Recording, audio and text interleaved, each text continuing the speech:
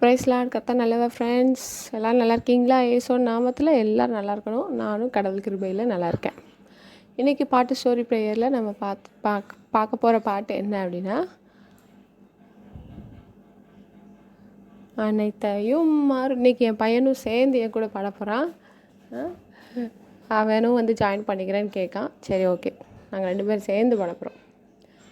அனைத்தையும் அருளிடும் எனக்கென தந்திடும் வலக்கரம் என்னை உயர்த்திடும் என் இயேசுவே. அனைத்தையும் அருளிடும் எனக்கென தந்திடும் வலக்கரம் என்னை உயர்த்திடும் என் இயேசுவே. அனைத்தையும் அருளிடும் எனக்கென தந்திடும் வலக்கரம் என்னை உயர்த்திடும் என் இயேசுவே. புல்லுள்ள இடங்களில் எந்தனை நித்தமும் சுகமாய் நடத்திடும் கழுகினை போல் என்னை சுமந்திடும் என் இயேசுவே. யெகோவா ஈரே, யெகோவா ஈரே, யெகோவா ஈரே, யெகோவா ஈரே.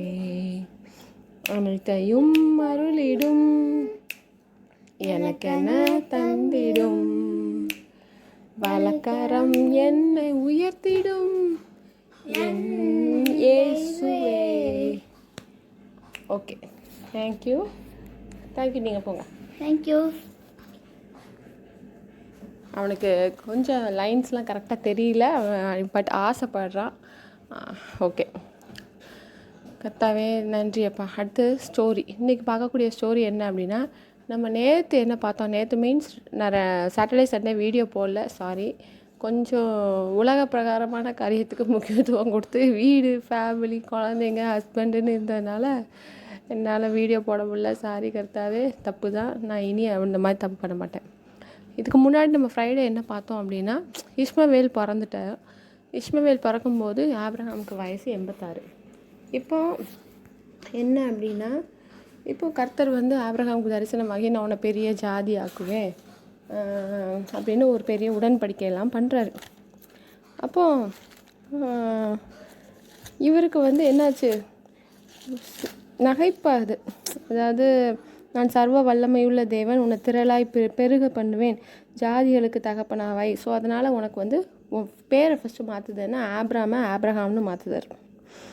அப்போது இடையில வந்து இந்த விருத்த சேதனத்தை பற்றிலாம் சொல்கிறார். விருத்த சேதனம் கண்டிப்பாக பண்ணியிருக்கணும். நீ, உன் பையன் இஸ்மவேலாக இருக்கட்டும், உன் கூட்டாளிங்க, நான் அடுத்து என்னென்ன பிள்ளைங்க நீ தத்தெடுத்த வெளியிலேருந்து கொண்டு வந்த யாராக இருக்காங்களோ எல்லாருமே விருத்த சேதனம் பண்ணணும்னு சொல்லுவார். அதுக்கப்புறமா என்ன சொல்லுவார் அப்படின்னா, சாராயை கூப்பிட்டு அவளுக்கும் பேரை மாற்ற போகிறேன். சாராய் கிடையாது, இனிமேல் அவளுக்கு சாராள். அவளுக்கும் என்ன பண்ண போகிறேன், அவளுக்கு குழந்தை கொடுக்க போகிறேன், ஒரு குமாரனை நீ பெற்று எடுப்பாய், நீயும் உனக்கும் அவளுக்கும் சேர்ந்து ஒரு குமாரன் பிறப்பானதும் அவர் அப்படியே முகம் குப்புற விழுந்து என்ன பண்ணுறாரு, நகைத்து 100 வயது, ஆல்மோஸ்ட் எனக்கு 99, அவளுக்கு 90 வயசு, இனிமேல் எங்களுக்கு பிள்ளை பிறக்குமோ அப்படின்னு ஜஸ்ட் ஒரு சின்ன நக்கலாக ஒரு மாதிரி சிரிப்பு வருது அவருக்கு. அப்போ கர்த்தர் சொல்கிறாரு, கண்டிப்பாக உன் மனைவிக்கும் உனக்கும் ஒரு பிள்ளை பிறக்கும், அவனுக்கு ஈசாக்குன்னு பேர் வை அப்படின்னு சொல்கிறாரு. அப்போ இஸ்மவேலையும் நான் ஆசீர்வதிப்பேன், அவன் சைடில் 12 பிரபுக்கள் பிறப்பாங்க அப்படின்னு சொல்லி அதையும் சொல்கிறாரு. அதுக்கடுத்து என்ன ஆகுது அப்படின்னா, விருத்த சேதனத்தை பற்றி சொன்னார்ல. ஸோ ஆபிரகாம் வந்து இந்த விருத்த சேதனம் பண்ணதில் இறங்கிடுறாரு. அவர், அவன் பையன், அவன் கூட்டாளிங்க, அவங்க கூட்டத்தில் எல்லாருமே விருத்த சேதனம் பண்ணுறாங்க. அடுத்து திரும்பவும் ஆபிரகாமுக்கு கர்த்தர் தரிசனம் வராரு. 3 புருஷர்கள் வராங்க. அந்த 3 புருஷர்களையும் இவங்க ரொம்ப சேவை பண்ணுறாரு. ஆபிரகாம் வந்து காலை கழுவி விட்டு ரெஸ்ட் எடுங்கன்னு சொல்லிட்டு அவருக்கு உடனே மாவு பிசைஞ்சு சாராள்கிட்ட சொல்லி அப்பம் செஞ்சு, அப்புறம் இளம் ஆட்டுக்குட்டியை இது பண்ணி நான்வெஜ்ஜெல்லாம் சமைச்சு வெண்ணெய் பால் அப்படின்னு அவங்களுக்கு ஒரு குட்டி விருந்து மாதிரி பண்ணி கொடுத்து அவங்கள நல்லா கவனிச்சுக்கிறாரு. அப்போது கேட்குறாரு, அந்த 3 புருஷரில் ஒருத்தவங்க மனைவி சாராள் எங்கே, அவளை கூப்பிடு அப்படிங்கும்போது அவள் வந்து பின்னாடி கூடாரத்தில் இருக்கான்னு சொல்கிறாங்க. அப்போ சரி, அடுத்து ஒரு குறிப்பிட்ட காலம் உற்பவ காலகட்டத்தில் வரும்போது உனக்கும் அவளுக்கும் ஒரு குமாரன் இருப்பான் அப்படின்னு சொல்லி கன்ஃபார்மாக சொல்கிறாரு அந்த புருஷரில் ஒரு புருஷன். அப்போ சாராள் வந்து கூடாரத்தில் அதை கேட்டுட்டு என்ன பண்ணுறா, அவளும் நகைக்கிறா. நகைச்சதும் உடனே இவங்களுக்கு என்ன ஆகுது, கர்த்தர் வந்து சொல்கிறாரு, என்னால் ஆகாத காரியம் உண்டா என்ன? ஒரு உற்பவ கால திட்டத்தில் கண்டிப்பாக அந்த புருஷர் வந்து ஒருத்தர் நான் திரும்ப வருவேன், அப்போ உன் கையில் குமாரன் இருப்பான்னதும், நான் நகைக்கலை, சாரி நான் அப்படிலாம் ஒன்றும் பண்ணலைன்னதும், கண்டிப்பாக நான் வருவேன், உன் கையில் ஒரு குமாரன் இருப்பான்னு சொல்கிறார். என்னால் கூடாத காரியம் ஒன்றுமே இல்லைன்னு கர்த்தர் சொல்கிறாரு. அப்புறம் அந்த 3 புருஷர்களும் நல்லா சாப்பிட்டு ரெஸ்ட் எடுத்துகிட்டு என்ன பண்ணுறாங்க, சோதோமை நோக்கி போகிறாங்க. சோதோமில் மக்கள் அட்டூழியம் தாங்க முடியலன்னு சொல்லிட்டு கர்த்தர் மட்டும் ஆபிரகாம்கிட்ட பேசிகிட்டே இருக்காரு. சொல்கிறாரு, நீ வந்து பல தகப்பனுக்கு பல ஜாதிகளுக்கு தகப்பன் ஆக போகிற, அதனால் உன்கிட்ட ஒரு எதையும் மறைக்க மாட்டேன்னு சொல்லி நான் சோதோமை அழிக்க போகிறேன்னதும் உடனே இவர் என்ன பண்ணுறாரு, ஆபிரகாம் அங்கே தான் லோத் இருக்கார். அப்போ இவர் வந்து ரெக்வஸ்ட் பண்ணுறாரு, என்னப்பா நீதிமான்களும் அங்கே இருந்தால் நீங்கள் என்னப்பா அவங்களையும் சேர்த்து அழிச்சிருவீங்களா? ஒரு 50 நீதிமான்கள் இருந்தால் அழிப்பீங்களா அப்படின்னதும், இல்லை அழிக்க மாட்டேன், 50 நீதிமான்கள் இருந்தால் நான் அழிக்க மாட்டேன். சரி, ஒருவேளை 50 இல்லை 45 இருந்தால், 40 இருந்தால், 30 இருந்தால், 20 இருந்தால், 10 நீதிமான்கள் இருந்தால் அந்த இடத்தையே அழிச்சிருவீங்களா அப்படின்னதும், இல்லை 10 நீதிமான்கள் நிமித்தம் நான் என்ன பண்ண மாட்டேன், அதை அழிப்பது இல்லை அப்படின்னு சொல்லி ஆபிரகாம் கிட்ட சொல்லி முடிச்சுட்டார். ஆபிரகாமும் தன்னோட இடத்துக்கு போயிட்டார். இதோட இன்றைக்கி ஸ்டோரி முடிஞ்சுது. மிச்ச ஸ்டோரியை நாளைக்கு பார்ப்போம். இன்றைக்கி prayer friends. Prayer as usual நம்ம யாருக்காகனா ரட்சிப்புக்காக. கர்த்தாவே பரலோகத்தின் தேவனே, இயேசுவே, ஜீவனுள்ள தேவனே, கிருபையுள்ள தேவனே, நல்ல தேவனே, நன்றி அப்பா. ஸ்தோத்திரம் இந்த கிருபைக்காக நன்றி. டெய்லி வீடியோ போட வச்ச கிருபைக்காக நன்றி. இந்த வீடியோவை பார்க்கறதுக்காக பார்க்குற கிருபையை மக்களுக்கு கொடுத்த கிருபைக்காகவும் நன்றி அப்பா. ஸ்தோத்திரம் நன்றி என்று ஹல்லேலூயா. அதாவது நேற்று நான் சர்ச்சுக்கு போயிருக்கும்போது இந்த ஹல்லேலூயாங்கிற வார்த்தையை நான் அவ்வளோவா யூஸ் பண்ணுறதே கிடையாது. அப்போ நான் அவங்க சர்ச்சில் பாஸ்டர் சொல்லும்போது நானும் இனிமேல் வீடியோ போடும்போது யூஸ் பண்ணணும்னு நினச்சேன். ஹல்லேலூயா. நன்றி கர்த்தாவே. ரட்சிப்புக்காக ப்ரேயர் பண்ணுறேன். கடலில் தத்தளிக்கிற மனுஷனுக்கு ஏதாவது ஒரு சின்ன துடுப்பு கிடைக்காதா, தப்பிச்சு ஓடி வந்துடலாமா?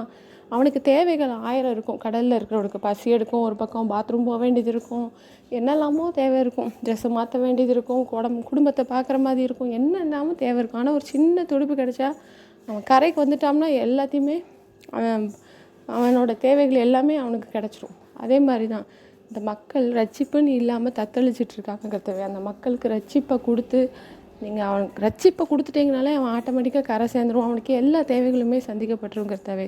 என் மக்கள் அறிவீனத்தால் சங்கரிக்கிறார்கள் சொல்கிறீங்க கர்த்தாவே.